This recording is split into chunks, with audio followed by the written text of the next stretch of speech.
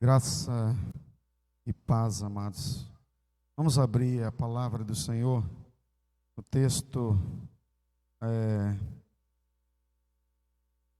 que escolhemos, como igreja, para dirigir este ano de 2003 em nossa condução como equipe pastoral.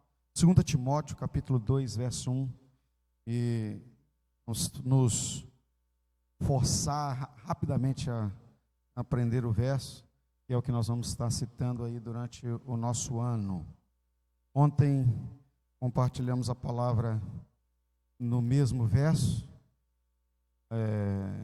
e aí foi uma bênção, eu creio, para a vida de muitas pessoas.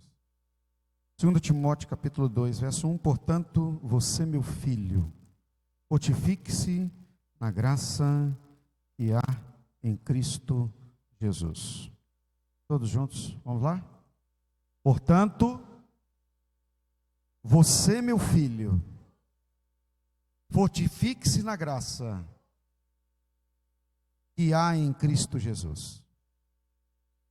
Amém. Podem tomar assento. Primeiro eu quero louvar a Deus pela sua vida,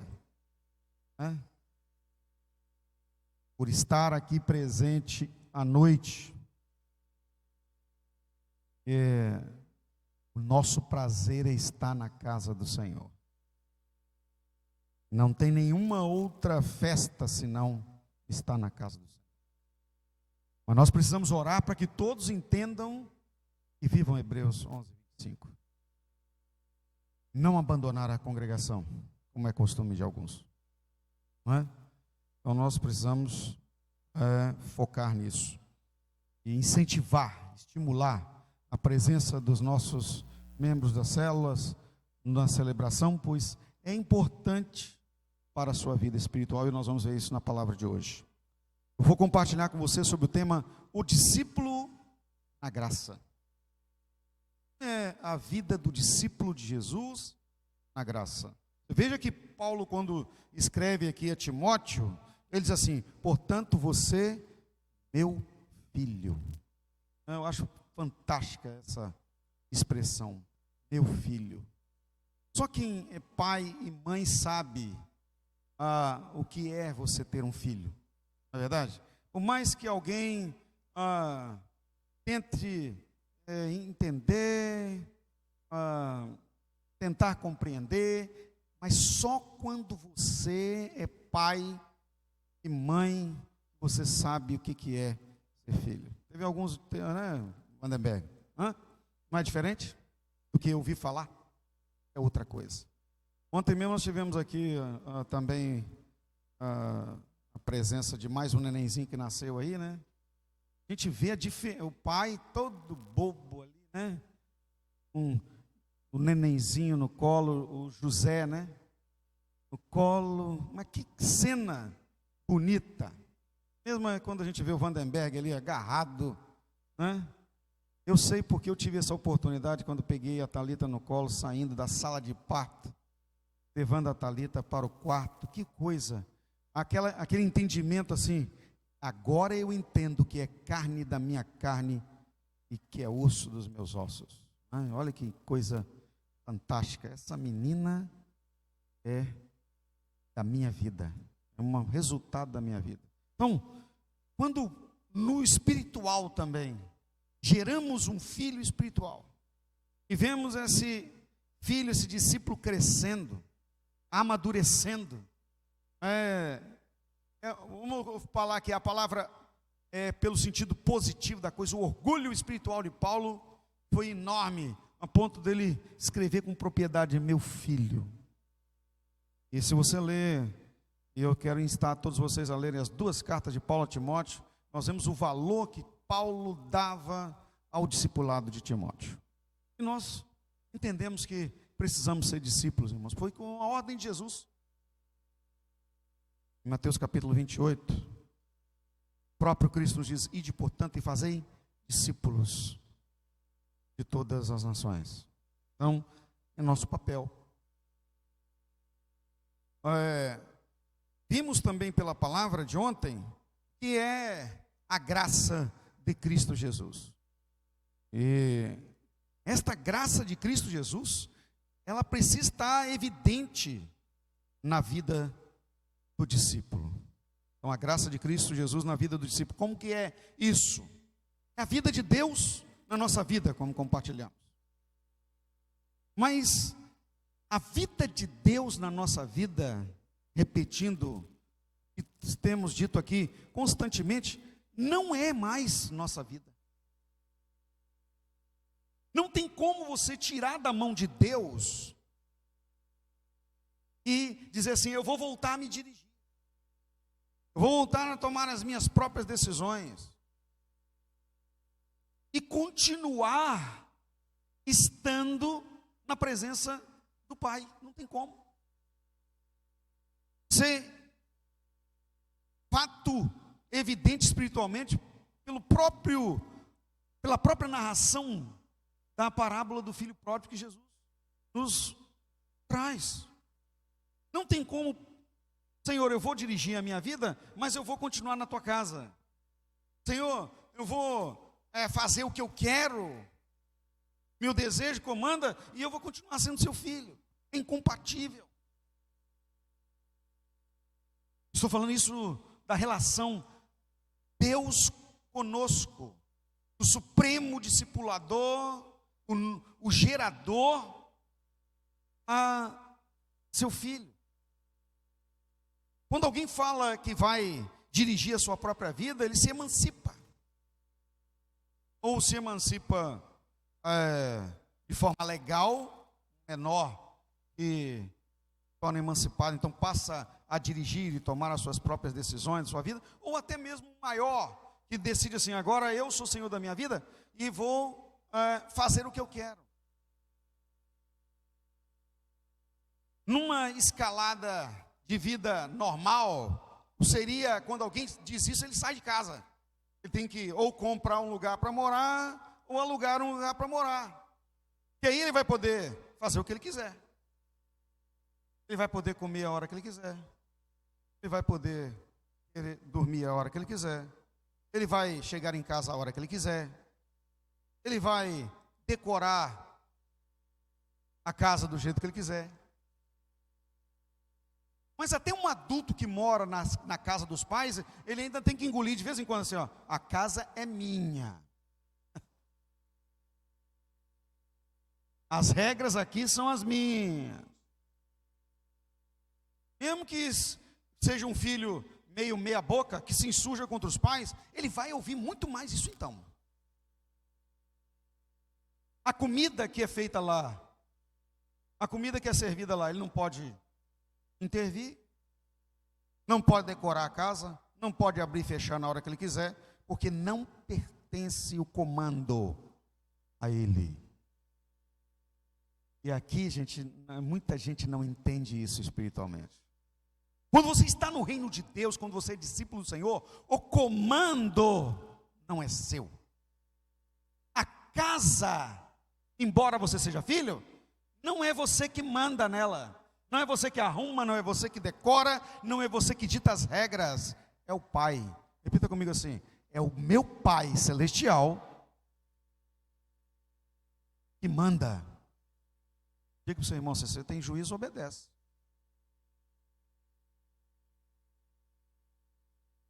Quando a gente fala assim, alguém tem juízo, quer dizer, é alguém inteligente, é alguém equilibrado, uma pessoa madura o suficiente para saber até onde pode ir, até onde pisar, não invade espaços e nem insurge-se contra as regras. É o ajuizado, é o equilibrado, o sábio. Mas tem muita gente desajuizada no reino de Deus, se é que estão no reino de Deus. Faz o que quer.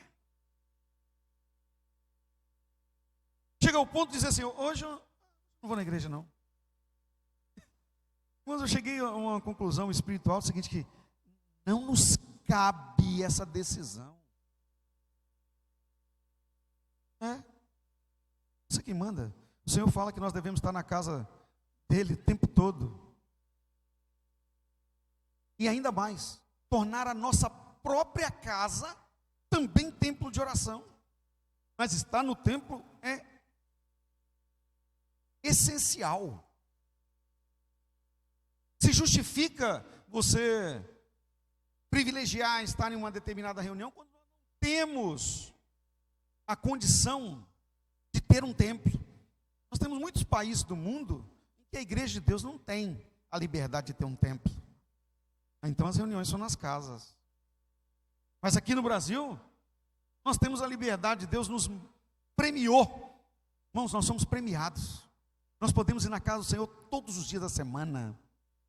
Nós podemos abrir o templo de manhã, de tarde, de noite, de madrugada, e ninguém pode mandar fechar. Nós somos um país abençoado. Será que por isso nós estamos tão longe de sermos discípulos da graça de Deus? Porque tem muita gente sendo discípulos de si mesmos, ordenadores e governadores de sua própria vida, e na graça de Cristo não tem cabimento. Quando o filho pródigo alcançou o juízo, ele entendeu. Estava lendo há pouco tempo essa passagem, irmãos, eu entendi o seguinte: ele quando chegou naquela conclusão, eu estou aqui, nesse lugar horrível, quando até os empregados da casa de meu pai têm abundância. O problema do filho pródigo ali não foi que ele sentiu a ausência de prosperidade, ele se sentiu assim: eu sempre fui miserável, porque eu nunca entendi, ou seja, nunca veio a compreensão do valor que era a casa de meu pai. Era a miséria mental que ele teve consciência em que ele sempre viveu. Nunca valorizei meu pai, nunca valorizei a casa dele, nunca entendi o quanto ele cuidava das pessoas. Até agora, eu vou voltar para lá. Ele não voltou para a casa do pai porque ele queria comer, ele não voltou para a casa do pai porque ele queria roupa nova e queria anel no dedo e queria o seu status de volta. Ele voltou porque ele entendeu o valor que havia naquela casa. Voltarei, vou pedir perdão a Deus e a meu pai. Nem precisa mais de me chamar de filho, pois agora eu sei onde eu estarei. Sabe, irmãos, aquele que tem a compreensão, o discípulo realmente na graça de Deus, ele não se preocupa com a posição que é dada, não se preocupa com o título que ele é otorgado. A única coisa que ele quer é estar na casa do Pai.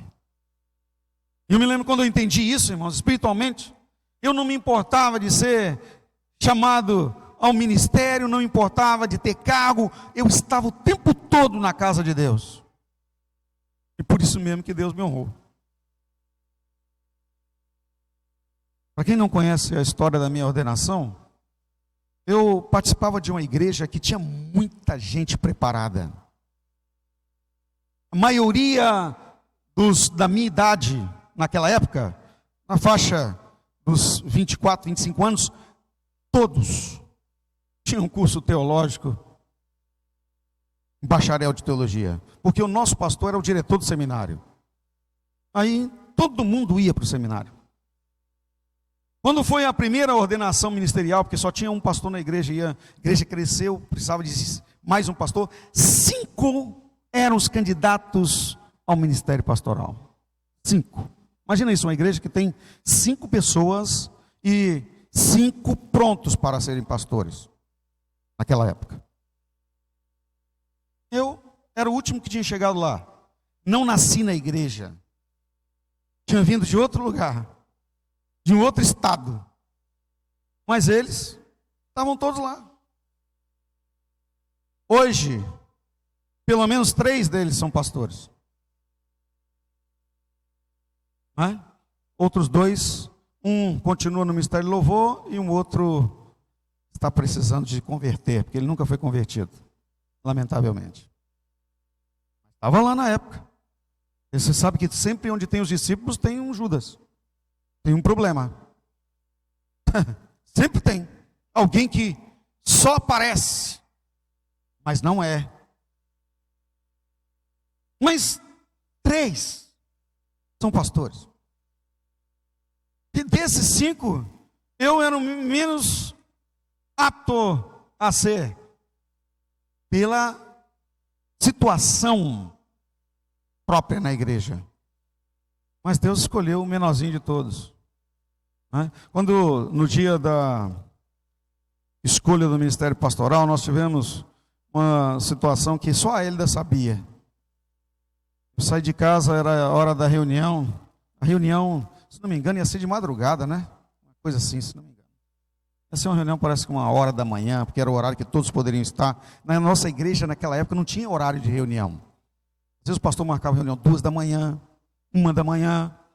Eram os horários que a gente se reunia, a noite toda, todo mundo engajado. Imagina um discípulo sedento por Deus, éramos nós, todos. E aí quando eu fui saindo da reunião, ele falou assim: amor, você que vai ser o pastor da nossa igreja, o próximo. Eu falei: que isso? O último de todos? Não, é você. Então tá bom.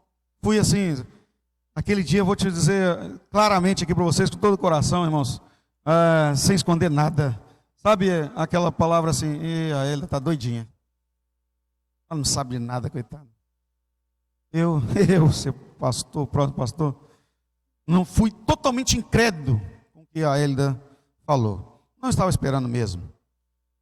E já estava até assim, meio tristonho, preparado, porque o sistema que foi usado na igreja até chegar esse momento, mastigou muito, né? Maltratou muito a gente que estava na linha de frente, porque a igreja grande criou-se partidos. Não tem aqueles, eu sou de Paulo, eu sou de Apolo, eu sou disso. Então tinha torcida, misericórdia. Torcida para saber quem é que ia ser o próximo pastor da igreja. Estava difícil. E sabe quem não tinha torcida? Eu. Eu não tinha torcida. Todos os outros tinham, mas eu não. A minha torcida era só a Hélida orando. Mas eu não tinha torcida. Os meninos lá nasceram na igreja, cresceram na escolinha bíblica dominical, chegaram até lá. Mas quando chegou na reunião, o pastor fez lá o discurso dele, falou tudo, falou dos projetos, como seria, quem seria, qual a situação toda. No final da reunião ele falou assim: olha, eu fui obrigado.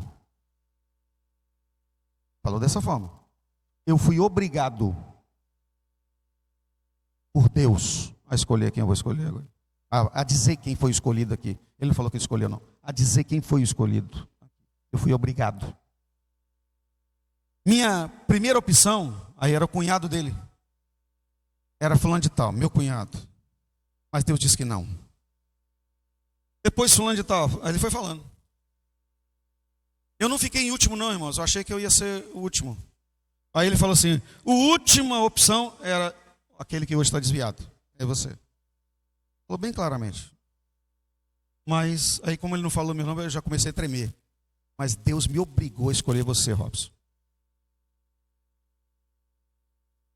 Aí todos levantaram, me deram um abraço ali, estamos juntos, tal. Estamos juntos assim, mais ou menos. Porque uma semana depois, um saiu da igreja, revoltado porque não foi ele escolhido. Uma família e mais a torcida dele. Foi assim, irmão? Família e a torcida dele. Era o pessoal que tinha mais dinheiro da igreja. Pá! Uma tacada só. Eu acho que o pastor Honório deve pensar assim: meu Deus do céu, Deus acabou comigo. Porque a primeira coisa que detonou foi o salário dele. A igreja não tinha mais condição de pagar o salário do pastor, porque aquela turma que era do dinheiro saiu toda, de uma vezada só, em uma semana depois. E a situação ficou difícil. Mas quando eu voltei para casa, a Hélida falou o seguinte: eu sei que foi Deus e escolher você mesmo, porque eu tinha feito uma prova com Deus. E essa casa onde nós estamos morando aqui, que é nossa, quitada, nós temos uma casa aqui em São Diogo, era a prova. Eu só aceitaria que você fosse pastor se Deus nos desse uma casa antes de você entrar no ministério pastoral. E Deus deu. É isso, amor? Então, para a honra e glória do Senhor, um milagre. Eu era trabalhador comum, irmãos, né? Trabalhava muito, lutava muito. Deus usou a vida do meu pai para me ajudar naquela época. Ele tinha acabado de aposentar, emprestou uma parte do dinheiro. Toda a nossa negociação foi um milagre que depois eu contarei para vocês em outra oportunidade. Mas o discípulo, o filho, ele sabe o valor que tem a casa. Casa de Deus. Irmãos, eu já era engajado, fiquei mais. Já era dado a obra de Deus? Muito mais. Agora, sabendo então que Deus estava sustentando, porque a experiência de fé da Hélida me nutriu ainda mais. Sabe, nós precisamos entender, queridos, que precisamos buscar nos nutrir do tônico espiritual da graça, como compartilhei ontem. A vida do discípulo de Jesus é Bíblia, oração e consagração. Vamos repetir? Bíblia, oração e consagração. Esse é a base. Essa é a base. Bíblia, oração, consagração. Consagração, jejuns. A consagração, tempo sozinho com Deus. Consagração, fugir do pecado. A consagração é comunhão com os irmãos, porque quando estamos juntos nós nos fortalecemos, compartilhamos a graça de Deus. É preciso comunhão. E toda vez que uma igreja, uma liderança, uma célula investe em comunhão, ela está vivendo tempos de consagração. Porque as nossas conversas, as nossas trocas de experiência nos ajudam. Porque quando estamos juntos, queridos, é o que a palavra de Deus nos insta. Uns têm salmos, outros têm hinos, outros têm cânticos espirituais. E cânticos espirituais, salmos e hinos, irmãos, não é só falar em línguas, como alguns acham que cânticos espirituais é falar em línguas, mas é o louvor ao Senhor de lábios que compartilham o testemunho, a experiência, a alegria, a felicidade do Espírito que está em nós. Como é bom estarmos juntos. E nutrir-se deste tônico espiritual da vida de Deus, que a graça é a vida de Deus nos dada de forma materializada, né? É o Senhor conosco, né? Como compartilhamos aqui no dia do Natal, é o Emmanuel em nossa vida, como pregou a pastora Hélida, é o Deus conosco, Deus em nós, nos nutrir de Deus. A palavra de Deus fala que o próprio Senhor, Ele é pão, Ele é água,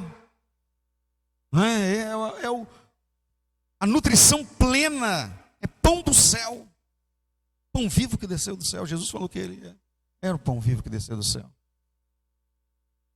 Quem se alimenta de Jesus nunca mais terá sede, água divina, nunca mais terá fome.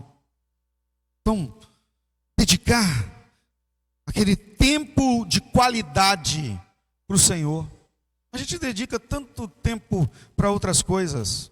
A maior parte da nossa vida nós nos dedicamos às coisas que achamos que seriam boas para nós. Irmãos, mas o filho da graça, o discípulo da graça não faz o que ele acha. Ele vai buscar o Senhor. Então, nós temos que dedicar o maior tempo da nossa vida para Deus. Em todo lugar que estivermos. O tempo que eu chamo de tempo de qualidade é o seu tempo sozinho com o Senhor.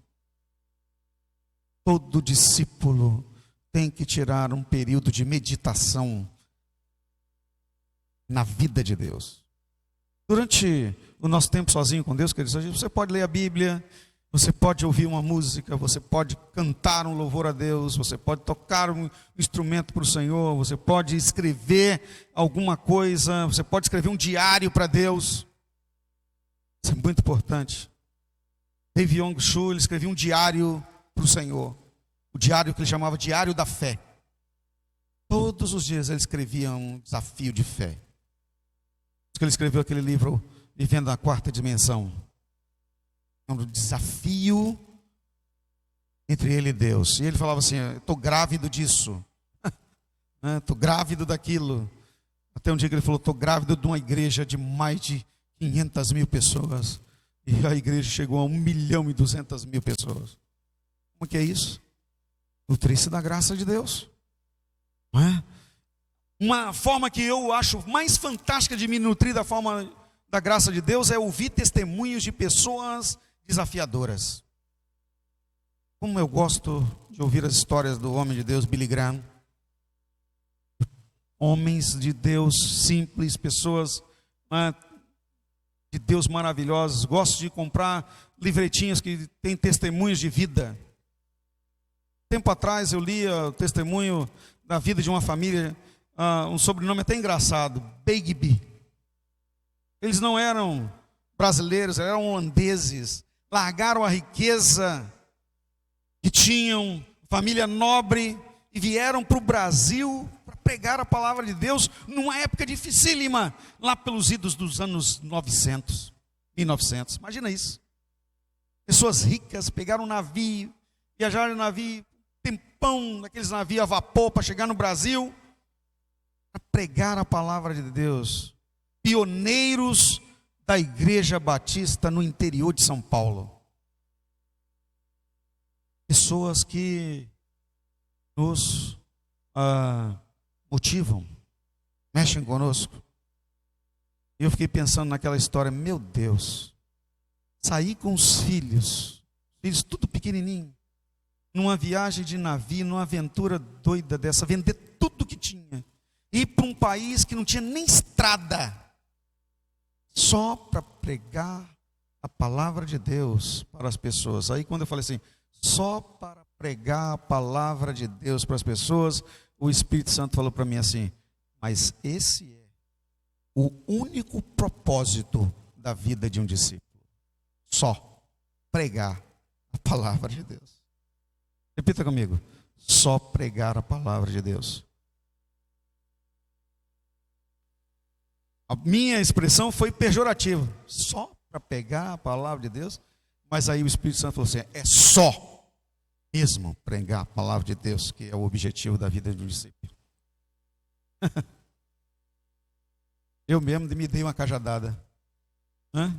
Às vezes quando você está no seu tempo sozinho com Deus, é isso que acontece. Você mesmo percebe quanta bobagem eu estou fazendo, quanta coisa estou deixando para trás. E o Espírito Santo vai nos conduzindo, porque você vai tonificando a sua vida.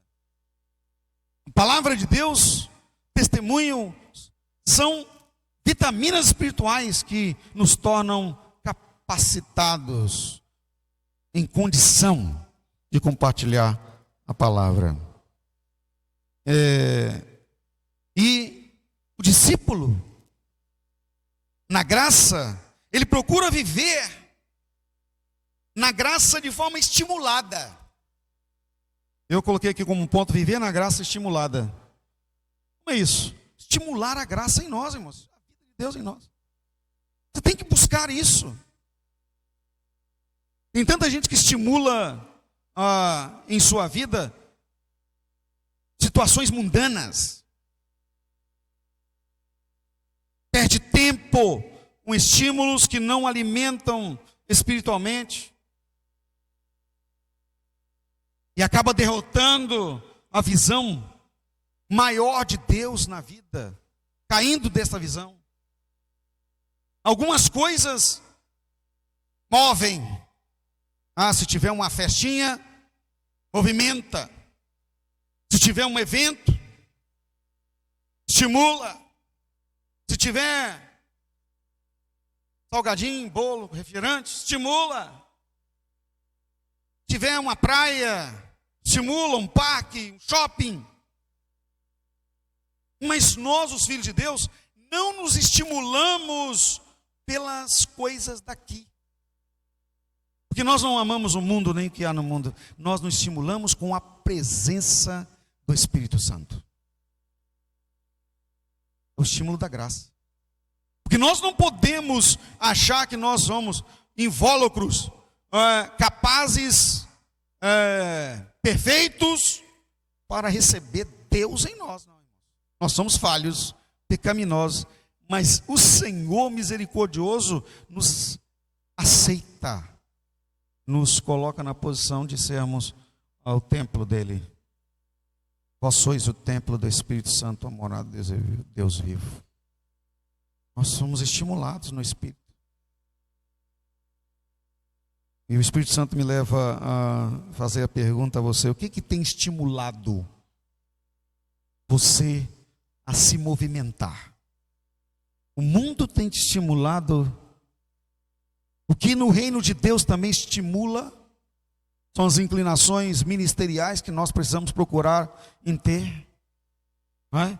Porque, irmão, presta atenção nisso aqui. Se você ficar parado e não buscar o que é o estímulo espiritual de movimento na sua vida no reino de Deus, você vai sempre ficar esperando alguém dizer o que você tem que fazer. E no reino de Deus, queridos, nós não podemos esperar. Não tem tempo. Nós precisamos ser proativos. Nos apresentar. Senhor, eu estou à sua disposição. Estou à sua disposição. Usa-me. É a frase maravilhosa dita por Samuel. Senhor, eis-me aqui. É a frase mesma maravilhosa também dita por Isaías. Eis-me aqui, envia-me a mim. O Senhor Deus perguntou: a quem enviarei? Quem há de ir? Eis-me aqui. Nos apresentar diante de Deus, irmãos. Uma oportunidade ímpar. Não pode deixar passar. Nos apresentar ao Senhor. A graça precisa também ser estimulada na vida das nossas crianças, né? Precisa ser estimulada na vida dos nossos filhos. Ontem nós vimos aqui a apresentação do Vix Dance, né? Coisa linda, crianças pequenininhas se manifestando diante do Senhor e adorando a Deus com a sua expressão corporal. Eu vi aqui alguns pais acompanhando os filhos, né? Todos os ensaios, trazendo, ficando juntos. E para fazer uma coisa bonitinha daquela lista, né? São dias de ensaio, dias de investimento financeiro. Alguns até deram uma reclamadinha, uma murmuraçãozinha. Mas Deus está te dando, não perde a chance de investir no seu filho. Seu filho e sua filha não têm. Você não tem noção do custo espiritual que foi pago lá na cruz e o quanto eles valem para Deus. Então a gente comprar uma sapatilha, um vestido, irmãos, deixa de ir a um shopping, comer uma pizza, alguma coisa, mas invista no seu filho que você vai ter retorno. Não é? Mas o melhor investimento de estímulo na vida dos seus filhos é o culto doméstico. O culto no lar. Tem que ter. Pode lá ficar caindo lá, querendo desmilinguir no sofá lá, dormir, dá um cutucão, manda ler a Bíblia, puxa o pé, aperta o dedo. Por que o senhor está falando isso, pastor? É que eu faço lá em casa com a Thalita. Inclusive ela está precisando de um cutucão aí. Dá um cutucão nela aí. Isso. Vendo? Nós precisamos de um cutucão aí, o Miguel precisando de um cutucão também. Então, mas a gente, mas tadinho, está com sono. Sabe? Irmãos, se tivesse uma bola, se tivesse um videogame, se tivesse uma festa de aniversário, pulava até as 4 da manhã e para não ir embora, você tinha que brigar para ir embora. Não é verdade? Eu me lembro que lá na nossa casa lá, tinha os futebol lá na rua lá. Gente, eu chegava no futebol, quando estava de férias, de manhã só saía de noite. E mesmo assim com a mãe, com a vara, esperando lá no portão, lá para a gente entrar para casa. Ou um pedaço de mangueira. Vai fazer isso hoje, né? Uma vez ela me deu uma lambada de lavangueira na poupança que eu vou te falar, eu vi estrela. Segundo ela ficou me chamando, né? Para casa, para casa. Eu não ia, né? Mas eu não lembro de ter ouvido, não. Entendeu? Eu não sei se eu não ouvi, se eu não queria ouvir também, né? Tinha isso também. Então, mas, gente, quando nós estamos em casa, temos que obedecer. Investir na célula madre, no seu culto doméstico, toda segunda-feira à noite na sua casa, não é negociável. Não é uma opção, sabe? Ou você faz isso, ou você não estimula a graça na sua casa. A vida de Deus. É desligar a TV, guardar o celular, louvar a Deus. Você só vai deixar a TV acesa lá, ligada lá, aquela Smart TV, para passar um louvor do YouTube. Aí sim, mas para assistir. É um tempo dedicado ao Senhor. A escola ministerial que nós vamos ter agora, daqui a uns dias, você não pode negociar isso. Vai ter que acordar cedo? Vai. Vai ficar mais tempo na igreja? Glória a Deus. Você não pode perder o estímulo espiritual, uma formação continuada que nos leva a estarmos capacitados a exercer nossa liderança lá no ponto avançado que Deus nos deu na mão, que são as células, o Giavite. Cuidar bem das pessoas, ministrar a elas. Irmãos, e não se pode admitir, e nós vamos passar a cobrar agora em 2023, que líderes de célula não se apresentem fisicamente nos templos, nas celebrações e nos cultos oficiais. Não tem como. Se isso não está acontecendo, é porque não está liderando bem. E nós somos estimuladores da graça. Somos estimuladores na vida das pessoas. É indispensável. Indispensável. Então, nós precisamos investir em todas essas coisas. Nós vamos chegar mais cedo? Vamos. Mas nós vamos ser mais abençoados. Quanto mais estiver na casa do Senhor, mais felicidade tem. O salmista diz: alegrei-me quando me disseram, vamos à casa do Senhor.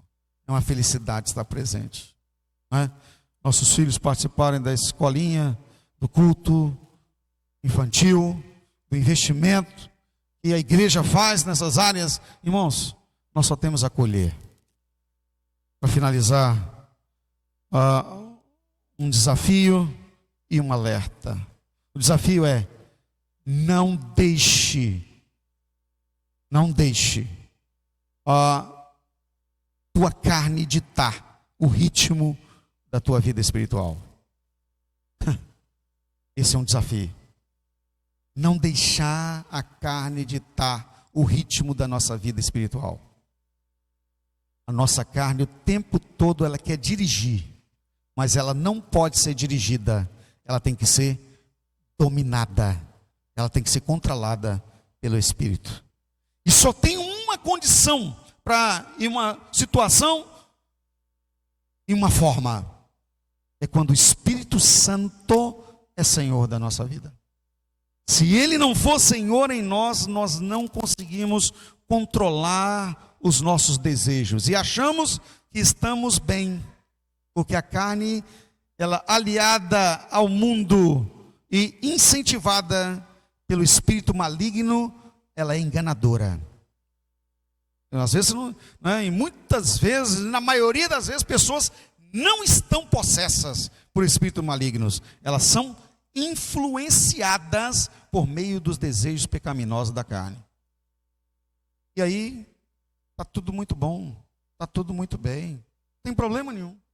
A carne está bem, você está achando que está bem espiritualmente no reino de Deus, que está bem espiritualmente, seu casamento está muito bom, suas finanças estão indo muito bem, a vida está tranquila, está tudo fluindo. Abre o olho, porque no mundo tereis aflições. Tem alguma coisa errada aí. Quando eu pergunto para alguém: e aí, como é que está? Está tudo 100%. Eu falei: ih, está tudo errado. Porque comigo está tudo muito bem, pela fé. O Filho de Deus está tudo muito bem pela fé. Porque é a fé que nos mantém. Não é? O Espírito Santo trabalha em nós por meio da fé. Jesus deixou isso muito claro. Tua fé te salvou, tua fé te curou. Vai-te em paz, a tua fé te salvou. Quando as coisas davam ruim, ele falava assim: homens de pouca fé, vocês precisam ter fé em Deus. Porque a fé é o combustível que nos move. Então, é igual a sunamita. Quem conhece a palavra da sunamita? Aquela que teve o seu filho ceifado, caminhando-se para a casa do profeta e ele encontrando com as pessoas. E aí? Está tudo bem. E com o filho morto no braço. Qual era esse tudo bem? É a fé. Você sabe por que ela falava está tudo bem? Porque eu estou indo encontrar-me com o homem de Deus. E lá onde eu vou encontrar com o homem de Deus, Deus está lá. E meu filho voltará à vida. Ela tinha certeza que o filho já estava vivo no braço. Está tudo muito bem. Mas é pela fé, irmãos. Mas no interior, uma tristeza terrível pela perda do filho. Choro. Porque todo mundo via ela chorando. O que está acontecendo? Tudo bem, tudo bem. O que adianta você compartilhar, reclamar, falar com quem não vai solucionar? Tem muita gente falando com quem não pode dar solução, reclamando com quem não tem a resolução, que não pode resolver. Sabe, irmãos, nós precisamos falar tudo com o Espírito Santo de Deus, porque Ele pode todas as coisas. Então para nós está tudo muito bem, porque Ele está no controle. Está tudo muito bem, porque Ele está no controle. No controle. Seja para a vida, seja para a morte, Ele está no controle. Então, o desafio é esse. O alerta.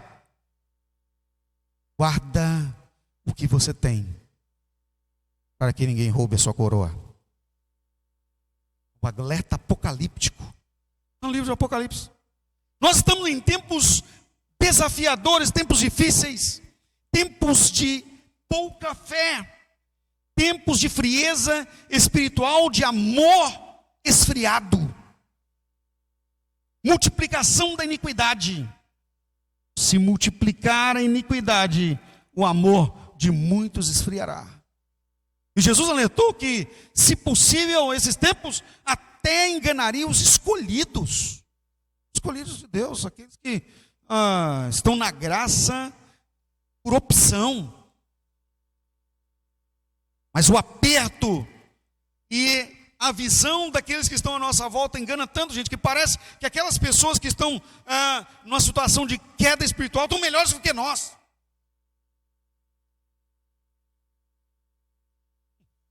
Eu desse eu ouvi de uma pessoa algo parecido assim.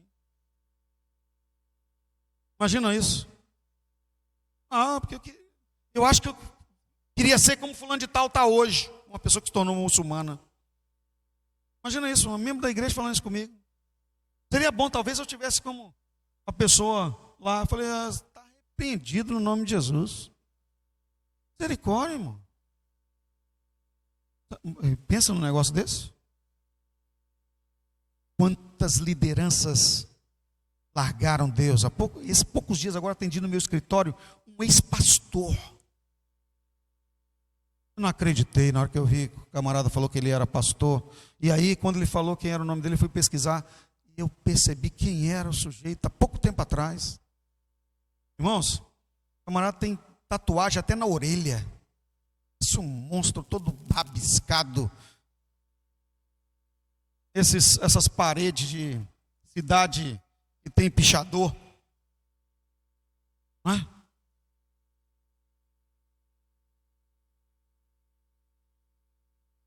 Eu não aguentei, não. Não, mas vem cá. Por que você está todo rabiscado assim? Falei nesse mesmo. Todo tatuado assim. Tem tatuagem até no pescoço. Deve ter doído, né? Ele falou, pastor, a minha queda foi tão grande que eu não estava mais nem importando com a minha vida. Imagina isso. O camarada pregava, irmãos. Estádio. No exterior. Recebia dinheiro alto para motivar lideranças em congressos. Nós temos que cuidar da nossa coroa. Deus colocou uma coroa na sua cabeça e essa coroa se chama graça. Graça. Há uma graça riquíssima, maravilhosa sobre você. A graça de Cristo Jesus. Chego até me arrepiar. Você tem que cuidar disso. Você tem que guardar. Tem que defender. Tem que trabalhar por ela. Honrar. Porque Deus escolheu você. Você é escolhido. É escolhida. Repita assim bem forte comigo, para o imundo ver e o diabo também ouvir. Eu sou escolhido. Vocês estão cansados da virada do ano, mas pode melhorar. Todos os dias eu falo isso para Deus. Eu sou escolhido. E aí, irmãos, quando nós saímos de casa, quando vamos para as decisões, quando vamos para as coisas, dizendo assim, Senhor, eu sou escolhido. As coisas são diferentes. Nós sabemos quem está nos acompanhando. Quem está nos acompanhando são os anjos do Senhor. Porque a palavra de Deus fala que eles acampam-se ao redor daqueles que os temem e os livra. Mas quem está em nós é o Espírito Santo. Aleluia. Ele não nos acompanha, ele nos dirige.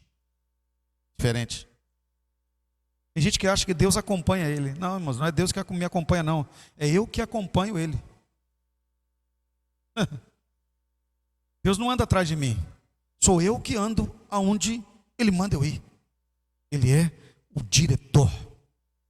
Ele me dirige. Eu não sigo a mim mesmo. Deus tem que ir atrás de mim, consertando as coisas. Tem muita gente fazendo isso. Sai fazendo o que quer, depois Deus tem misericórdia de mim. Senhor, faz isso por mim. Deus tem misericórdia. Pecador miserável e ainda quer que Deus seja serviçal. Deus não é seu serviçal.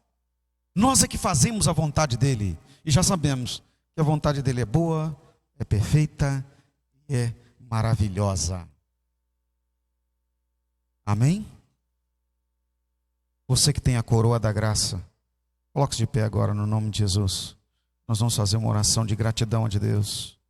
Gratidão ao Senhor por termos a graça de Deus em nossa vida. Senhor, no nome de Jesus, muito obrigado por nos premiar com um prêmio que não merecíamos. Nós lutamos e corremos, chegamos bem longe do pódio. Mas o Senhor nos escolheu como campeões. Nós somos os discípulos da graça. Obrigado, Deus, por trabalhar conosco, viver em nós, para que a vida do Senhor seja manifesta. Eu te agradeço, Deus. Em nome de Jesus. Completa